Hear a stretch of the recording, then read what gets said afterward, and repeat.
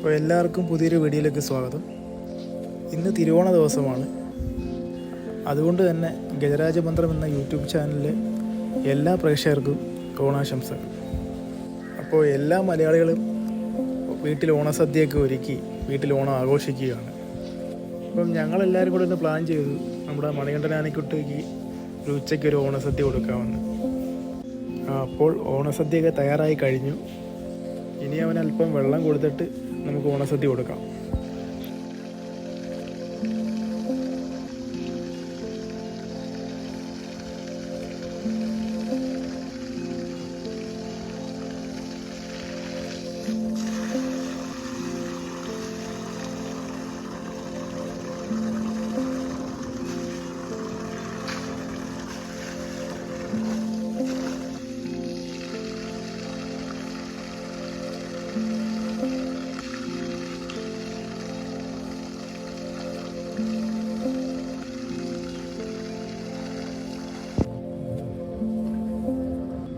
അപ്പോൾ സദ്യയ്ക്ക് വേണ്ട വിഭവങ്ങളെല്ലാം തന്നെ നമ്മൾ റെഡിയാക്കിയിട്ടുണ്ട്.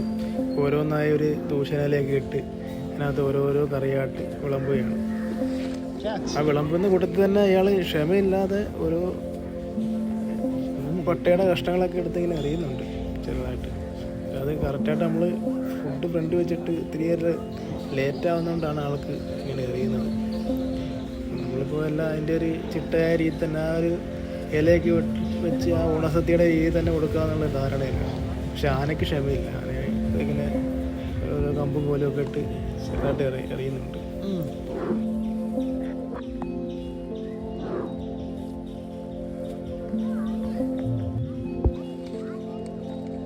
അപ്പോൾ ആഹാരത്തിൻ്റെ സ്മെല്ലൊക്കെ പിടിച്ച് ഇങ്ങനെ ക്ഷമയില്ലാതെ നിൽക്കുകയാണ് പക്ഷെ.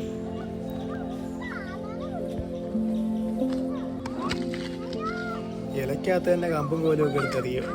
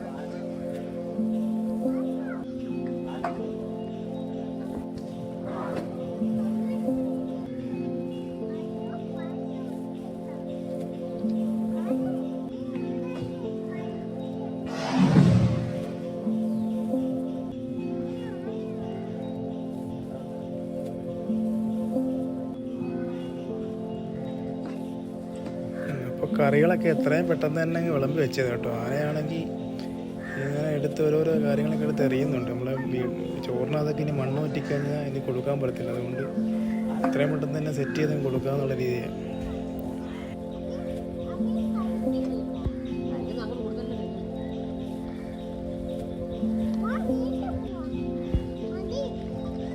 അപ്പോൾ കറികളെല്ലാം കൂടെ മിക്സ് ചെയ്തിട്ട് എല്ലാ വിഭവങ്ങളെല്ലാം കൂടെ മിക്സ് ചെയ്തിട്ട് നമുക്ക് ഒരു ഉരുളയായിട്ട് കൊടുക്കാനായിട്ട്.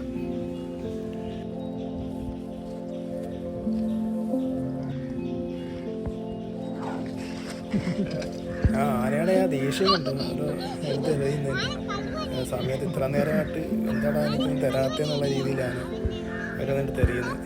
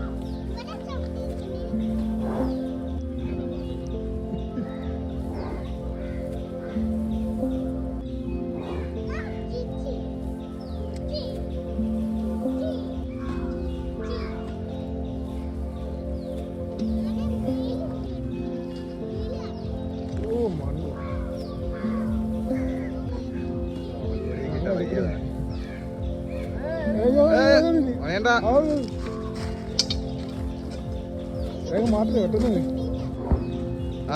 ആ എന്നാ തരാം.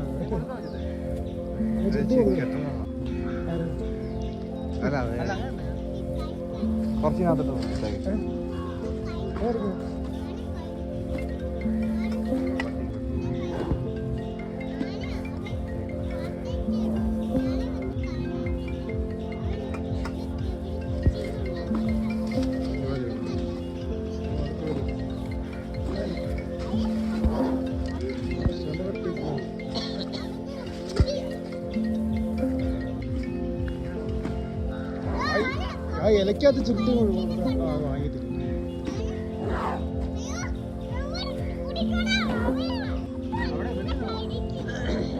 എഴുതി കൊടുത്താ അങ്ങോട്ടും കൊടുത്താ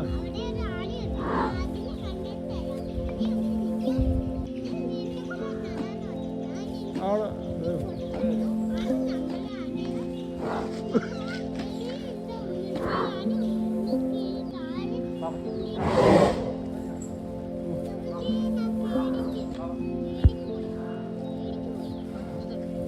ക്ഷമ